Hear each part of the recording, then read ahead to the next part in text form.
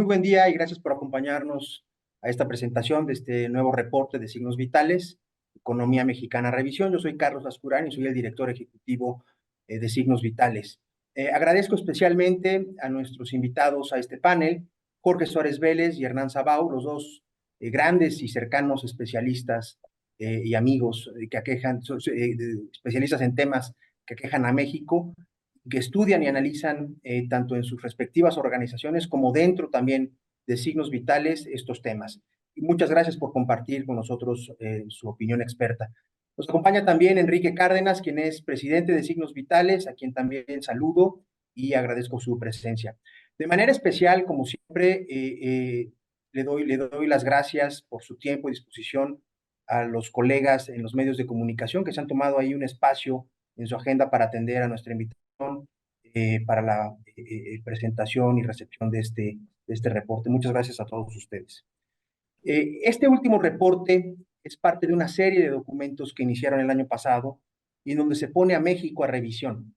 Se han presentado ya el Estado mexicano y los temas sociales a revisión, y en esta ocasión nos toca abordar el tema de la economía, como son la problemática industrial, la construcción, inversión, consumo, pero también temas de gran relevancia relacionados con la problemática energética y medioambiental. La importancia de estos tres temas, economía, energía y medio ambiente, en la vida de los mexicanos es tal que hemos en Signos Vitales analizado y realizado un minucioso documento que pretende justamente enriquecer la discusión entre analistas, tomadores de decisiones y principalmente entre la sociedad civil a poder generar una opinión pública importante. Para poder contextualizar nuestro reporte, le voy a pedir al equipo de Signos Vitales que me apoye con la presentación de un video en donde se resumen los temas que contiene y evidencia este reporte. Adelante, por favor, con la presentación del video.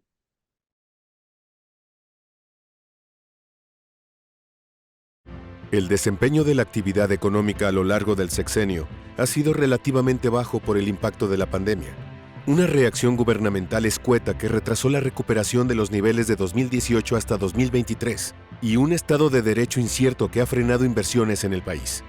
El crecimiento de la actividad económica apenas se eleva ligeramente por encima de 2018, 3.9% en 5 años, menos que el crecimiento de la población, gracias al crecimiento del último año.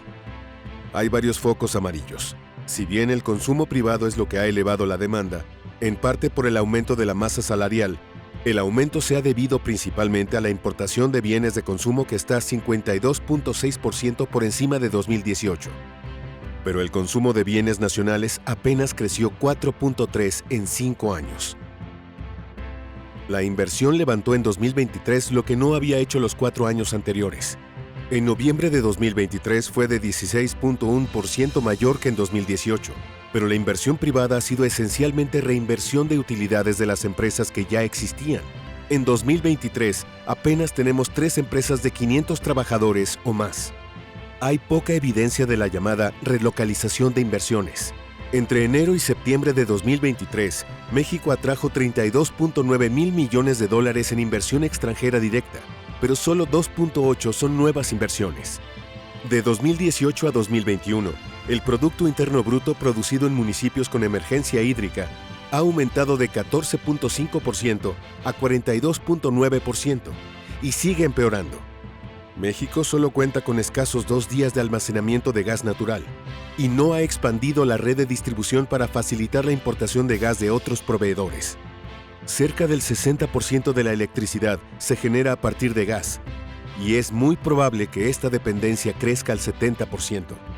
En electricidad, entre 2018 y 2022, el Sistema Interconectado Nacional enfrenta un déficit acumulado de líneas de transmisión de 4.370 kilómetros.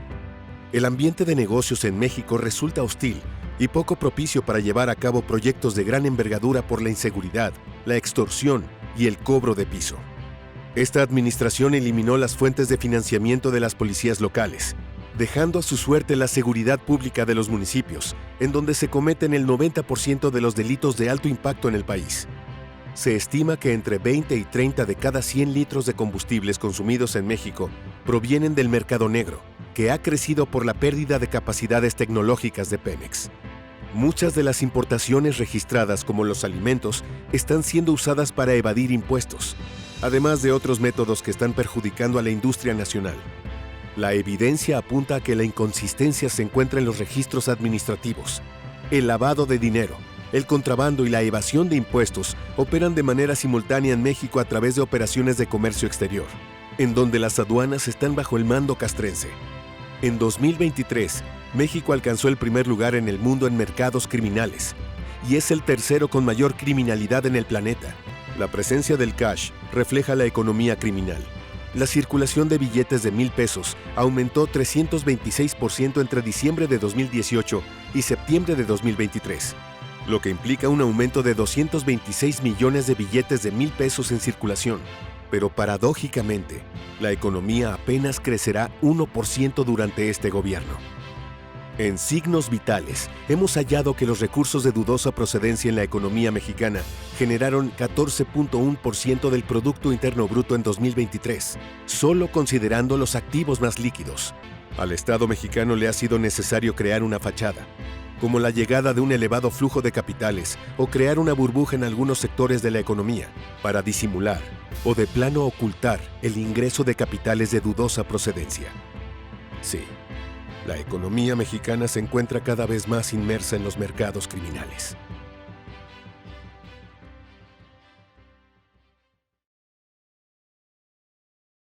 Sin más, le doy la palabra a mi querido y buen amigo Jorge Suárez Vélez, quien es un economista y un analista financiero en varios medios de comunicación. Adelante, Jorge, por favor, con tu primera participación. Muchas gracias, Carlos. Antes que nada, la verdad los felicito por este trabajo. Signos Vital, la verdad, es un gran trabajo y creo que hay que reconocer aquí de entrada el liderazgo de Enrique Cárdenas en este proyecto. A ti, Carlos, por la coordinación de este pequeño equipo de investigadores que han hecho un gran trabajo. Y algo que me queda claro es que si tan solo México tuviera la productividad de signos vitales, logrando tanto con tan poco, ahí sí Dinamarca nos sería los mandados. Pero bueno, ahora sí entrando en materia en esta revisión de la economía mexicana, creo que hay muchos temas aquí. O sea, la verdad es imposible abordar la enorme amplitud de temas que aborda este reporte que de verdad recomiendo sinceramente su lectura, pero quisiera enfocarme en algunos de ellos y algunos me parecen muy importantes. Es que creo que es oportuno desmitificar algunos temas que hay con respecto al desempeño de nuestra economía. Eh, Se ha hablado mucho de que el desempeño durante esta administración, durante este sexenio, no ha sido malo. Y yo creo que es importante poner las cosas en perspectiva para evaluar esto en forma, diría, justa y objetiva. Primero, creo que parte del espejismo que estamos viendo en este momento proviene de que estamos comparando los primeros 4 años del sexenio, que fueron pésimos, con 2 años de cierre que serán, dirían, entre normales y mediocres. Lo que esto nos lleva es a que si medimos el desempeño de la economía mexicana hasta el año pasado, hasta noviembre del año pasado, el crecimiento total del sexenio era solo 3.9%. Este no es anualizado, sino bruto, o sea, es de punta a punta, digamos, hasta ese mes en esta administración. Esto implicaría que el crecimiento anual es algo así como el 0.8%, o sea, anualizado. No sé si ustedes se acuerdan cuando hablábamos con cierto miedo de los bajos crecimientos que había habido en sexenios previos, donde teníamos crecimientos de 2 a 2,5%, digamos, en promedio, pues en este estamos muy, muy por debajo del que se logró antes. Algo muy importante a ver aquí es que la población de México ha crecido más durante este periodo de tiempo, lo cual implica que básicamente si lo viéramos como si fuera la economía es un pastel, pues el pastel prácticamente no ha crecido, mientras que el número de comensales sentados a la mesa sí, lo cual implica que a cada comensal le toca una rebanada más chica. ¿De qué tamaño es esa rebanada más chica? Es 1.6% más chica en el periodo que el que estaba yo hablando. Evidentemente hay una tendencia natural a culpar a la pandemia, pero es muy importante ver que algo que este reporte muestra una y otra vez, es nuestra enorme dependencia con la economía de Estados Unidos. Y la economía de Estados Unidos, siendo la economía más grande del mundo, se logró recuperar plenamente después de la pandemia, al grado que si no hubiera habido pandemia, los pronósticos que había de crecimiento eran más o menos que esa economía estuviera del tamaño que está hoy. O sea, no resultó afectado, digamos, el crecimiento, se recuperó con creces lo que se había perdido. Pero aún así, si lo vemos en términos de la OCDE y del G20, pues somos el país que tuvo el peor desempeño en términos de recuperación. Esto no es algo que el reporte, eso lo estoy diciendo yo, pero creo que es importante para ponerlo en contexto relativo. Creo que lo que hace particularmente útil este reporte es que nos explica por qué, o sea, de dónde viene esta falta de crecimiento. Y creo que pone el dedo en la llaga en cuanto a algunos temas que son muy importantes. Por ejemplo, algo que hemos oído una y otra vez es sobre el superpeso, esta fortaleza del peso, lo cual ciertamente tiene implicaciones positivas en cuanto a una cierta confianza que se le tiene a la economía de México, a la política monetaria de México y a Banco de México como ente autónomo. Pero también es muy importante subrayar que una gran parte de esta fortaleza proviene de la muy alta tasa de interés en pesos que tenemos. México en algún momento llegó a ser el único país del mundo con calificación crediticia de grado de inversión que tenía una tasa de interés superior a su tasa de inflación. En este momento, a pesar de la fuerte alza que hemos visto en las tasas en Estados Unidos, nuestra tasa sigue siendo el doble que la de ellos, por lo cual muchos flujos se han venido a refugiar aquí. Creo que una moneda fuerte, dentro de las implicaciones que tiene, es que nos debería ayudar a incrementar nuestra productividad, es decir, cuando tenemos una economía fuerte nos permite importar en buenas condiciones y si importamos maquinaria, equipo, tecnología, eventualmente eso reflejará en mayor competitividad, en mayor productividad, en mayor crecimiento. Pero lo que es un hecho es que buena parte del crecimiento reciente, si bien sí proviene del fuerte crecimiento en la formación bruta de capital fijo, esto lo cubre muy bien este reporte, esta ha sido, la formación bruta de capital fijo es 25,5% superior al tercer trimestre de 2022. Hasta ese momento esa formación de capital fijo estaba solamente en 1.4% por debajo de 2018. Pero también llama la atención que esta formación de capital se ha dado solamente en el sector privado. El sector público sigue fuertemente rezagado, lo cual es un tema relevante y que explica nuevamente mucho del deterioro que ha habido en materia de crecimiento y en materia de infraestructura que nos podría detonar mayor competitividad. Lo que también se ha visto beneficiado con el superpeso es el consumo. Y aquí es muy importante ver que entre los componentes de nuestro PIB, ¿no? Que siendo simplistas, son consumo, inversión privada, gasto público, exportaciones netas. El consumo ha estado particularmente fuerte y eso explica algo de la recuperación que hemos visto. Sin embargo, en estos 5 años el consumo de bienes nacionales ha crecido solo 4.5%, mientras el de bienes importados ha crecido 52.6%. Es decir, el tener una moneda más fuerte nos está permitiendo comprar más de fuera, lo cual tiene elementos que pueden ser riesgosos una vez que el peso regrese, digamos, a niveles normales con respecto a divisas internacionales. El otro gran mito a aclarar es el de la enorme, entre comillas, inversión extranjera que sería consecuencia del mentado nearshoring. El nearshoring es real y es quizá la oportunidad histórica mejor que ha tenido México para meterse para integrarse mejor a Norteamérica y aprovechar una serie de factores geopolíticos que están ocurriendo. El primero es el conflicto que está habiendo entre Estados Unidos y China, donde este es un conflicto que podría incluso llegar a ser militar, de acuerdo a analistas geopolíticos, lo cual lleva a que Estados Unidos quiera sacar capacidad industrial que estaba establecida en China. Esto es no solamente por el conflicto, sino también porque se ha encarecido la mano de obra china. El país, o sea, China está teniendo una reducción en su población que pues, les generará temas de una fuerza laboral decreciente y cometieron también errores serios al cerrar ciudades enteras como consecuencia de la pandemia, pero también lo que hemos visto es una reestructuración de cadenas de suministro globales, porque la pandemia puso de manifiesto los riesgos que había de no tener redundancias, de depender de un sitio para producir ciertos insumos y que eso podía cerrar toda una cadena de producción. Y por ello, pues para México se volvía el destino ideal para que se reubicara esta capacidad productiva por el TEMEC, porque tenemos 30 años de mostrar que tenemos una gran capacidad para integrar los temas manufacturas por proximidad geográfica. Y el reporte lo que nos muestra es que estamos muy lejos de estar aprovechando esta oportunidad.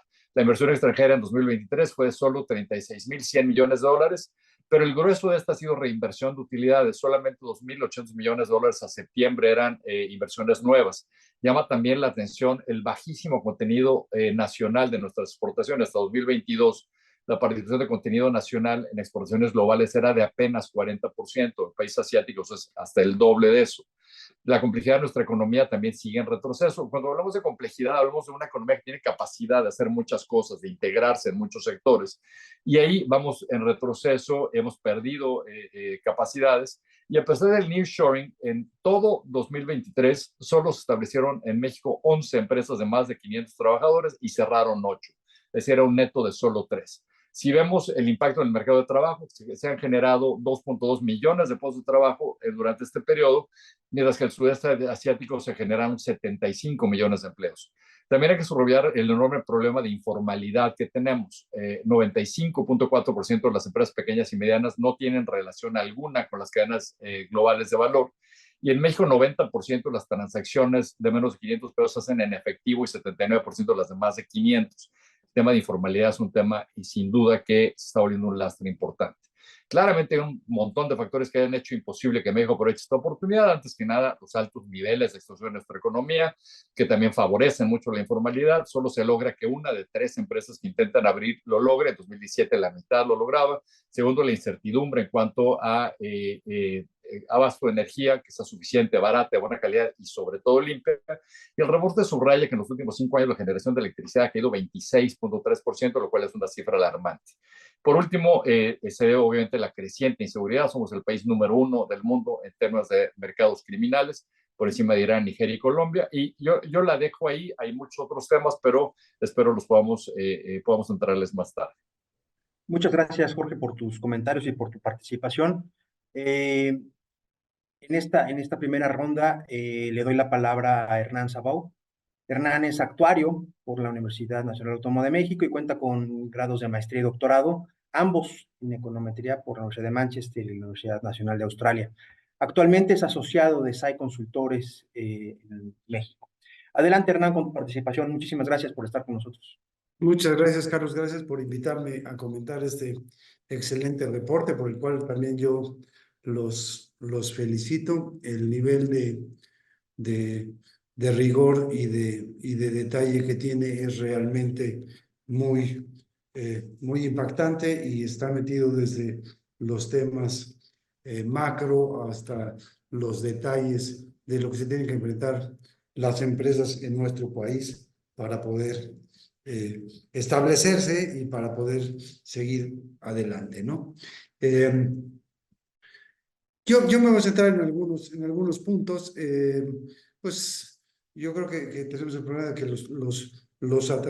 los taquilleros son estos temas macro. Entonces, un poquito voy a repetir algunas cosas que dijo Jorge. Trataré de darle una perspectiva distinta, ¿no? Y sí creo que no podemos negar que en el corto plazo, pues da la impresión de que la economía en términos coyunturales va andando bien. Tuvimos un crecimiento del 3% en el 23, pero eso, si nos fijamos al conjunto de lo pasado en el sexenio, bueno, pues no vamos a llegar a un crecimiento ni del 1%, ¿no? Pues cosa que es realmente. Y lo que más hay que fijarse es cuáles son las perspectivas para el futuro, ¿verdad? Ayer ya vimos que ya Banco de México ya le recortó un poquito a lo que pensaba, que estaba poniendo un 3% igual al 23, ya le bajó 2 décimas y luego ese tipo de cosas empiezan a suceder de manera más frecuente. El consumo se ha movido también de manera interesante en este año y se ha jalado más a lo largo del sexenio. La verdad es que es sabio. Un par de medidas de las que ha tomado la 4T, digamos, que pues han fomentado este incremento en el consumo, ¿verdad? Como serían el incremento en los salarios y los programas sociales, lo cual está muy bien y todos estamos de acuerdo. Más hay que ir pensando cómo los vamos a pagar en en el futuro, ¿verdad? Y hay un tema que también ha sido, bueno, dos temas que han fomentado el consumo, uno de ellos, y que no dependen de la 4T, sin duda, sino que es un organismo autónomo, que es el Banco de México, el que ha cuidado, y por un lado el tipo de cambio, y lo que tenemos es que se han recibido de remesas una cantidad espectacular de dinero, más de dólares en el año. Cada mes tenemos un promedio de 12,5 millones de transferencias de $400, en donde el espíritu nacional de apoyo a las familias de quienes se tuvieron que ir porque no les iba bien aquí, realmente es espectacular, ¿no? Y si nos referimos al potencial de crecimiento, pues hay cosas en las que uno tiene que reflexionar, y eso nos lleva sin duda y sin remedio al tema de la inversión, ¿verdad? La inversión, como bien decía Jorge, digo, el crecimiento de este año fue espectacular, pero poca de esa inversión es inversión nueva, ¿no?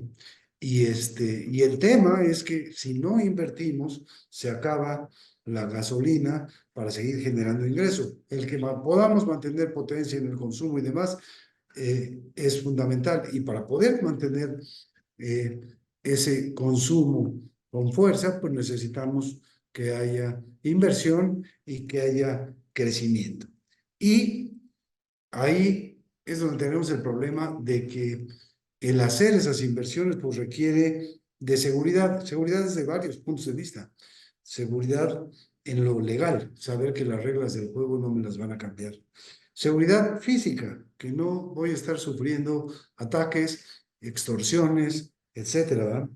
Seguridad en términos de la infraestructura, que yo sepa que voy a tener acceso a agua, a electricidad, que tengo vías de acceso y de comunicación,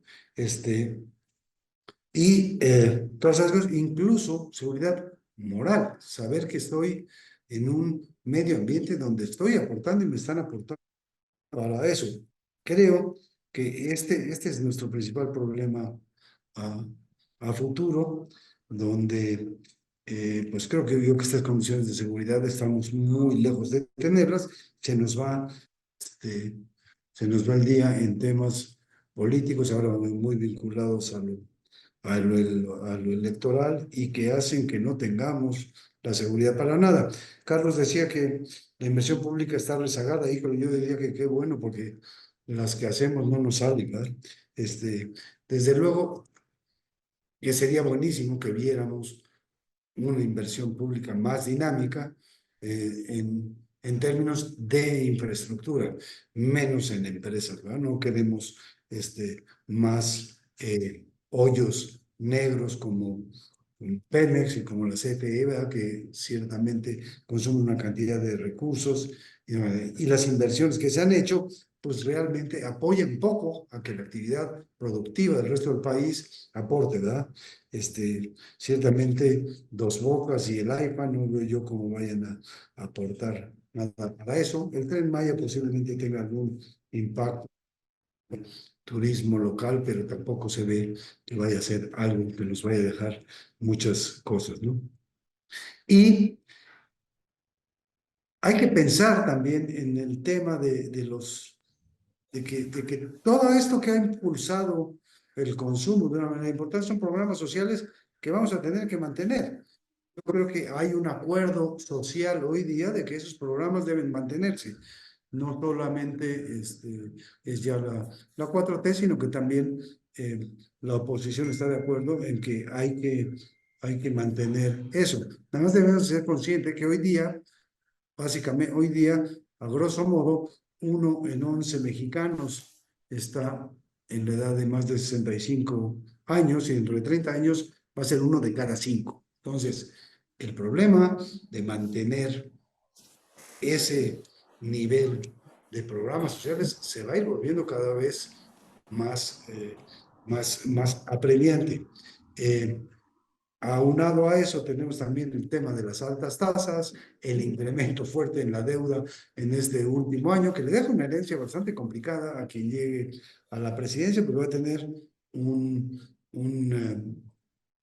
pues una estrechez de recursos bastante significativa. Y en el largo plazo hay que resolver cómo se van a financiar las cosas que se están echando a andar, ¿no? A mí no me cabe duda de que tenemos que recurrir en algún momento a alguna reforma fiscal. A todos los candidatos les da miedo hablar de esas cosas, pero hay que hablarlas. Una reforma fiscal que nos lleve no a agravar más a los cautivos, nada más, sino una reforma fiscal que sea integral, que incorpore a todo lo que es la informalidad, que hoy día es más de la mitad del empleo que tenemos en el país y que ciertamente no está contribuyendo en los temas fiscales. Hay que hacer cosas del lado del gasto también. Yo pensaba hablar también del lado del sector externo y algo del tipo de cambios, pero creo que ya me comí el tiempo y lo dejaré para mi siguiente participación. Muchas gracias, muchas felicidades, Carlos y Enrique, por la gran labor que están haciendo con esto. Mil gracias por tu participación, mi Hernán, y por tus comentarios.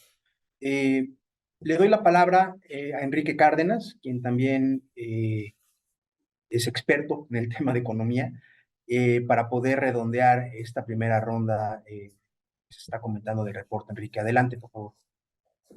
¿Cómo no? Bueno, pues primero que nada, muchísimas gracias a todos ustedes por estar acompañándonos. Gracias a Jorge y a Hernán por participar en esta presentación.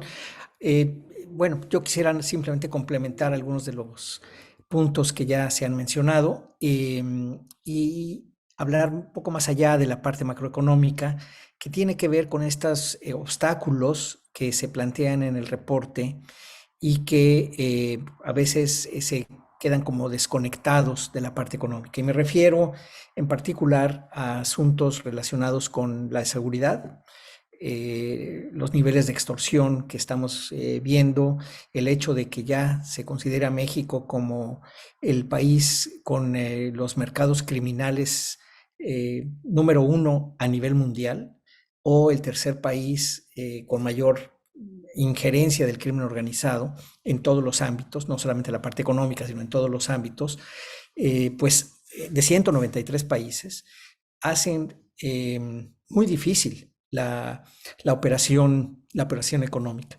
Y cuando ve uno, y esto también podemos ver en el reporte, que se empiezan a conectar algunas situaciones que normalmente veríamos, probablemente, bueno, que lo vimos de hecho en el reporte de gobernanza hace algunos meses, donde veíamos cómo se estaba concentrando mucho el poder, que no había transparencia, que había asignaciones directas, problemas de corrupción que están aflorando constantemente, luego un debilitamiento de los contrapesos constitucionales y que esto finalmente está llevando incluso a amenazas importantes hacia la economía. Si a eso le sumamos el tema de la militarización, el tema de la participación de las Fuerzas Armadas en actividades económicas específicas, pero sobre todo también en actividades de Estado, como son el tránsito y el tráfico, las dos, de personas, de bienes, de servicios por tierra, mar y cielo, ¿no?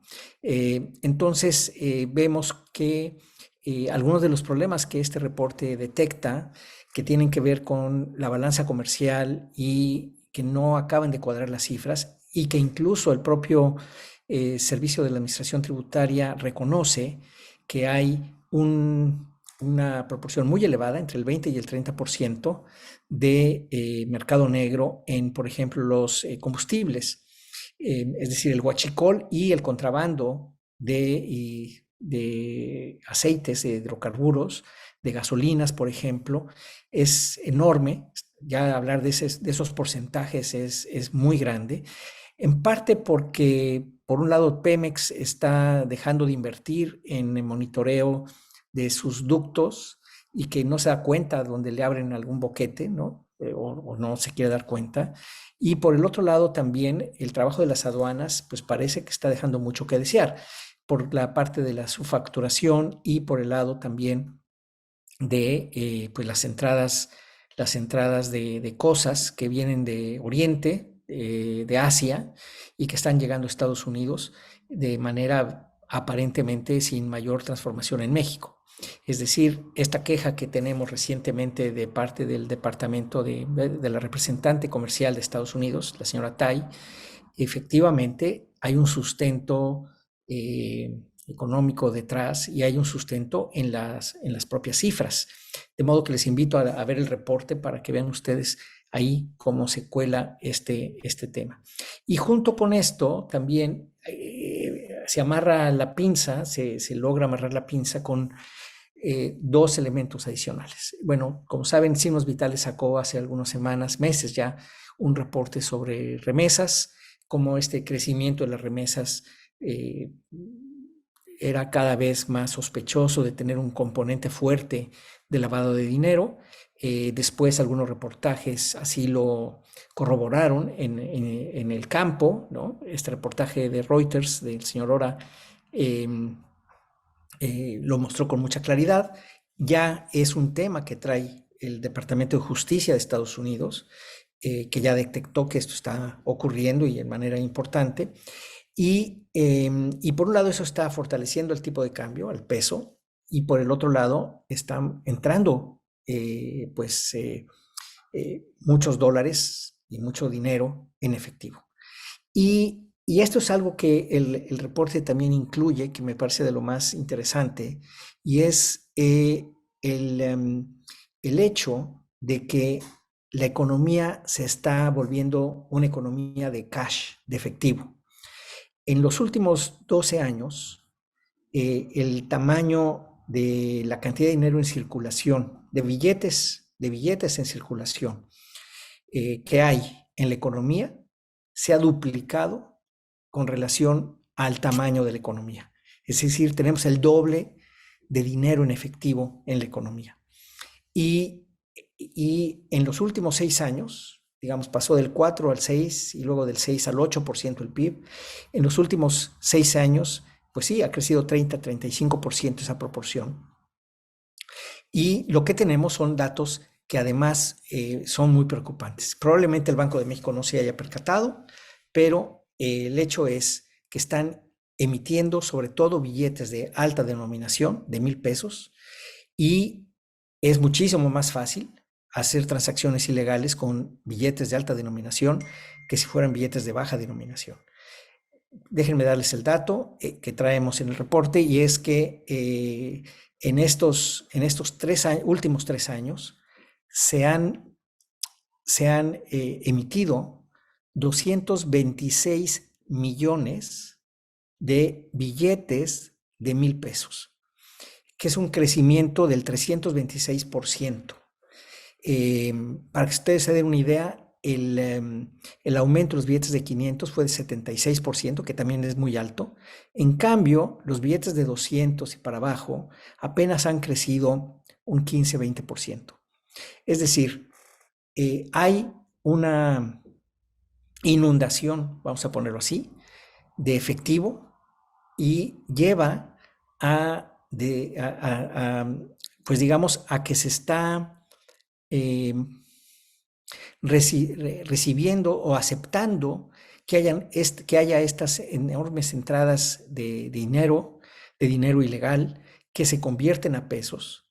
Y me parece que el Banco de México debería de poner atención en términos de que está ayudando, sin quererlo seguramente, pero está ayudando a que haya más dinero en efectivo en circulación y por lo tanto más dinero criminal en circulación. Para darles una idea, en México digamos, con la cantidad de billetes, no solamente de billetes que hay en circulación, que tiene el público, equivalen a casi 20,000 pesos, un poco menos, 20,000 pesos por persona, incluyendo bebés, niños, ancianos y todos nosotros. Es decir, que cada uno de nosotros tuviera en la bolsa o en el cajón de su casa 20,000 pesos guardados, así, en cash. Evidentemente es una cantidad gigantesca y por lo tanto sí es de llamar la atención. Entonces, cuando uno conecta esto de la extorsión, las remesas, el lavado de dinero, el contrabando, esta inundación de dinero ilegal, ya la detección a nivel mundial de que en México hay esta expansión del crimen organizado en muy diversos mercados, es realmente preocupante, porque va a afectar, ya las está afectando a las empresas a través de la extorsión, pero en poco tiempo va a haber otro tipo de problemas mucho más allá, de modo que muchos elementos económicos a los que estamos acostumbrados como economistas a cuidar, como por lo que decía ahorita tanto Jorge como Hernán, es decir, los problemas de financiamiento, por ejemplo, de las pensiones, a nivel del endeudamiento del gobierno, etcétera, lo cuales son absolutamente ciertas. Agréguenle a eso este otro tipo de problema por parte de la criminalización de los mercados en nuestro país. Le doy nuevamente la palabra a Jorge para poder dar su participación final en esta segunda ronda, Jorge. Entonces, 5 o 6 minutitos, por favor, y adelante. Gracias por tu apoyo. Gracias, Carlos. Creo que algo que es muy importante que veamos, que pongamos en perspectiva en dónde estamos y los errores que estamos haciendo en términos de políticas públicas en relación a lo que está pasando en el contexto económico mundial. Creo que hay un par de tendencias que son inevitables, que son externas y que nos van a poner en una situación complicada. La primera, les hablaba hace rato de por qué México no se logró reponer de la debacle económica de la pandemia y el resto del mundo sí. Pero una parte importante de esa recuperación se dio contratando deuda entre muchos de los países industrializados. Los promedios de endeudamiento de los países industrializados van a andar por ahí de 117% del PIB. ¿Por qué esto es relevante? Porque si bien se logró paliar la pandemia, el costo de la pandemia todavía se tiene que pagar. Y eso implicará que probablemente en los próximos años lo que vamos a ver es menores niveles de crecimiento de la economía mundial, mayores niveles de tasas de interés y mucha mayor competencia por crédito. Y esto es algo donde, pues cuando vemos la baja inversión en México, la pérdida de competitividad que hemos tenido, la mala infraestructura, la falta de inversión en infraestructura, pues eso debe generarnos muchos problemas porque vamos a estar ahora en un ciclo inverso al que tuvimos la década pasada, de tasas de interés bajas y abundancia de liquidez y de crédito. El segundo tema tiene que ver con la descarbonización de la economía mundial. Es un hecho que el tema de cambio climático genera enorme alarma y se estima que el proceso de descarbonización podría costarle al mundo más de $1 millón de millones de dólares cada año por los próximos muchos años. Ahí vamos exactamente en el ciclo inverso nosotros, porque si vemos qué se está haciendo en temas de política energética, como decía, creo que era Hernán el que lo decía, tenemos un enorme déficit en términos de gas en México. Importamos el gas, importamos solo Estados Unidos y esto lo estamos haciendo en un momento donde nos hemos vuelto ya el segundo mayor importador, antes éramos el primero, porque ante la guerra con Ucrania, Europa está teniendo que importar enormes cantidades de gas licuado de Estados Unidos. Ahí tenemos un posible problema y un cuello de botella. Cuando México hablaba de generar cierta autosuficiencia energética, se debió haber enfocado al gas, no a la gasolina.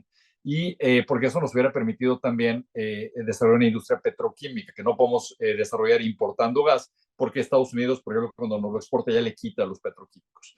Lo segundo, tenemos que ver nuestra dependencia de combustibles fósiles. Según Rosanetti Barrios, que está citada en el estudio, la dependencia de combustibles fósiles para electricidad pasará del 60 al 70% ahora que Iberdrola pasó a manos del gobierno.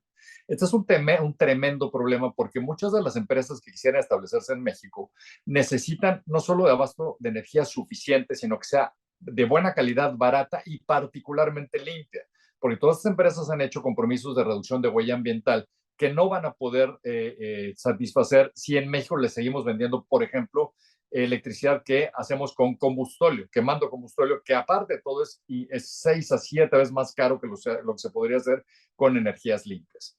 Y el otro gran tema aquí es el crecimiento de la demanda por energía eléctrica del que se habla en el estudio.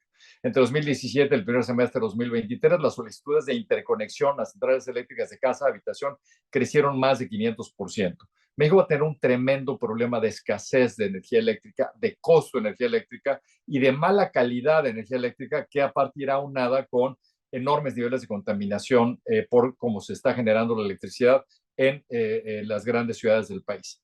Y por si esto no fuera suficiente, tenemos que ver que Pemex va a tener que amortizar el 50% de los 53,000 millones de dólares que debe en los próximos 4 años, lo cual hace que el cuello de botella que México tendrá en materia energética será brutal, y por eso me quería enfocar en eso. O sea, México, para entrar, para ser competitivo a nivel internacional, tendría que estar haciendo inversiones en infraestructura que no ha hecho. Ahí Hernán decía cuando habló de que qué bueno que no está habiendo inversión pública, y tiene razón. O sea, si la inversión pública hubiera sido como la que ha habido en este sexenio y el gobierno hubiera tenido más recursos para invertir, pues en vez de hacer 2 bocas hubiera acabado haciendo 4, lo cual probablemente no es recomendable. Pero lo que sí necesitaríamos sería de mejor inversión pública, que sí vaya enfocada a resolver cuellos de botella, y que particularmente se recuperen las alianzas público-privadas que permitan que sea el capital privado el que pueda romper con muchos de los cuellos de botella que seguirán creciendo y que nos pueden estrangular. Ahí la dejo. Gracias. Muchas gracias, mi Jorge. Pues de la misma forma, Hernán, te pediría que por favor pudieras cerrar tu participación en esta segunda ronda de conclusiones también. Gracias. Con gusto, muchas gracias. Desde luego, el tema de la energía es como para echarnos a llorar, ¿verdad? Y sabrá Dios dónde termine. Cuando tenemos una ley de energía vigente, porque no se pudo, que es claramente inconstitucional, y no se pudo declarar inconstitucional. Yo sí soy un creyente que la reforma que se hizo en el sexenio pasado era una gran solución a esos hoyos negros digo, que no fueron creados en este sexenio, pero en este sexenio les dieron respiración y los pusieron a jalar otra vez.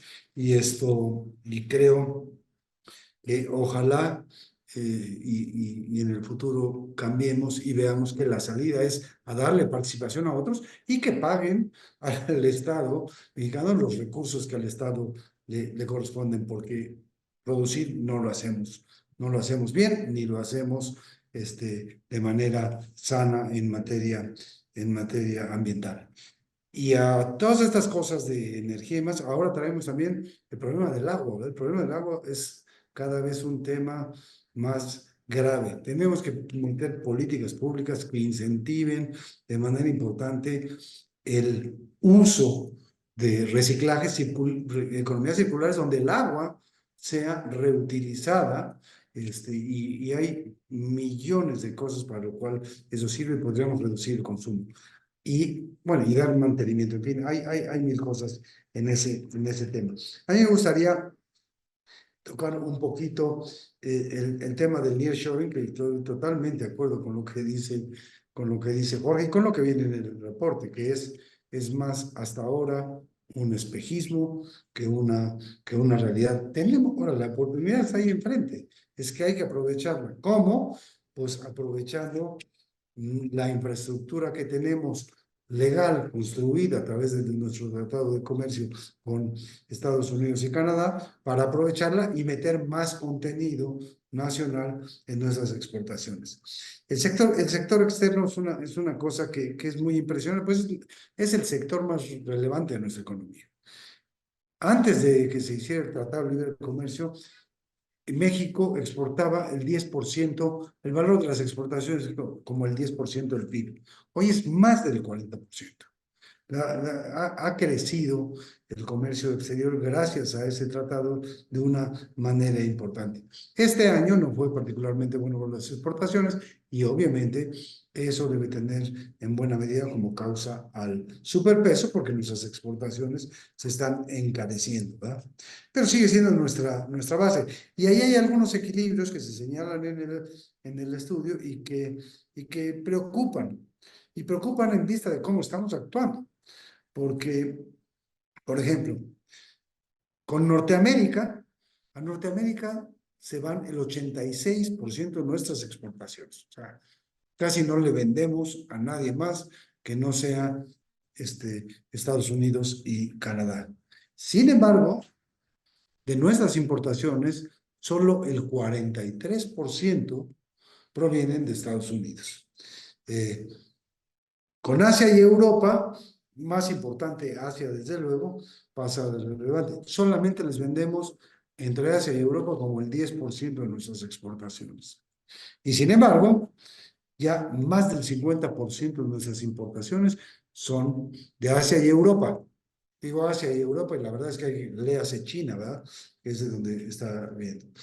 Entonces, cuando estamos en una situación de tal superávit comercial con los Estados Unidos, yo creo que andar pateando el pesebre todos los días no es buena idea.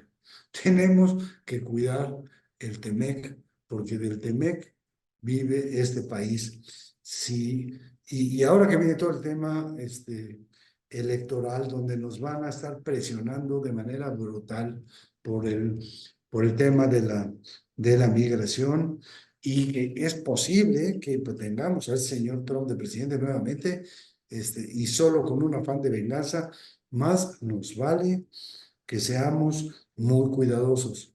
La verdad es que los demócratas son muy pacientes con todas las tonterías que decimos todos los días en, en el foro presidencial, ¿verdad? Pero ¿cómo se llama? Eh, pues los republicanos, híjole, a ver cómo nos tratan ahora. La verdad es que a México le ha ido mejor tradicionalmente con gobiernos republicanos que con gobiernos demócratas, pero lo que se viene no me parece bien. Entonces, yo creo que ciertamente debemos ser mucho más cuidadosos de nuestras relaciones comerciales. No, pues ya no me tratan bien los canadienses y los gringos, así que creo que es una actitud que eventualmente nos va a jugar en contra de una manera brutal. Y es más fácil comprar que vender. Y nosotros lo que hacemos con Estados Unidos es venderle. Más nos vale cuidarlo porque si ahí nos bloquean, nos va a ir muy mal si hay que empezar a pagar aranceles, si hay que hacer una bola de cosas, ¿no? Y yo ahí dejaría mi comentario. Muchas gracias. Muchas gracias, Hernán. Bueno, finalmente, Enrique, te doy la palabra para que Eh, puedas hacer tus comentarios. Sí, yo quisiera hablar un momentito de vulnerabilidad, Carlos, pero veo que el reloj se nos está yendo sí me gustaría dar oportunidad de que hubiera preguntas de parte de los participantes. No sé si haya alguna y quizás mejor pasar para ese, para ese asunto, ¿sí? Por favor, si es que tenemos preguntas. Adelante, Diana, si tienes alguna pregunta para los ponentes, te pediría que por favor la compartieras para Sí, claro. darle velocidad y poder terminar en tiempo. Tenemos una pregunta de Ernesto Gloria de Enfoque Noticias. Dice, para cualquiera de los dos especialistas, ¿tienen un estimado de cuánto se dejó de captar en inversión doméstica o extranjera por la falta de los factores de inseguridad, Estado de Derecho y seguridad jurídica? Y hay otro que dice, o sea, eso es una pregunta. Y la siguiente es, ¿qué comentario les merece las recientes reformas presentadas por el Ejecutivo, algunas de ellas constitucionales y otras legales? ¿Qué porcentaje de aprobación le ven? Enrique, Hernán, Jorge, alguno que quiera poder compartir ahí sus ideas en todos sus temas. Yo la verdad no tengo un estimado de lo que se ha perdido, pero si comparamos, y la verdad es que nos falta mucha inversión en México desde antes de este sexenio, pero la manera en que se ha ahuyentado la inversión en nuevas empresas en este sexenio me parece que sí es terrible. Las nuevas iniciativas, es que ciertamente, la verdad, no pueden ser consideradas ni iniciativas serias, ¿verdad? Eso es la manera del presidente de poderse dar de manera abierta en el campo electoral, en todas las campañas, y creo que muchas de ellas no tienen ni siquiera la mínima seriedad, ¿no? Hay cosas que son muy benéficas, como el tema de las pensiones y ese tipo de cosas, pero hay que financiarlas. Si vienen yo las aprobaría. Nadie está en contra de que los viejitos, entre los que me cuento, ¿no? Por cierto, tristemente, nos vaya mejor, pero que nos vaya mejor cuando el resto de la sociedad puede afrontar el costo de que nos vaya mejor a todos, porque si no, estamos sembrando una bomba de tiempo. Eh, Sí, si quieres yo comento sobre la pregunta de cuánto se habrá dejado de invertir. En el reporte vienen, lo que pasa es que no lo voy a tener en la cabeza, pero sí viene una comparación entre la tendencia de largo plazo de la inversión en sus diferentes componentes y lo que estamos viendo. Y esa tendencia de largo plazo, cuando ve uno esa brecha, uno puede darse una idea de cuál hubiera podido ser la inversión en condiciones distintas, por ejemplo, en el sector energético, en la construcción, en donde pues realmente ha estado muy, muy caída y donde se ha levantado pues ha sido la importación de maquinaria y equipo. Es realmente ahí en donde ha habido mayor digamos, mayor inversión. Entonces, sí hay una brecha importante, no tengo en el dato en mi cabeza en este momento, pero yo les invito a ver el reporte y con mucho gusto, si no, después pudiéramos enviarles los datos específicos. Pero sí vienen ahí y es la comparación entre la tendencia de largo plazo y lo que está ocurriendo realmente. Perfecto. Bueno, pues con esto prácticamente cerramos la presentación del reporte. Si no, sin recordarles estamos en reconstrucción de nuestra página. No obstante, el reporte se puede descargar de manera completa en www.signosvitalesmexico.org.mx y queda disponible la versión en inglés seguramente la siguiente semana para que la puedan consultar también con sus colegas. Pues de mi parte es todo, Enrique. No sé si tú quieres agregar alguna aportación final. Agradezco enormemente a Jorge y a Hernán por su gran participación y evidentemente a ti, Enrique, también por sus comentarios finales.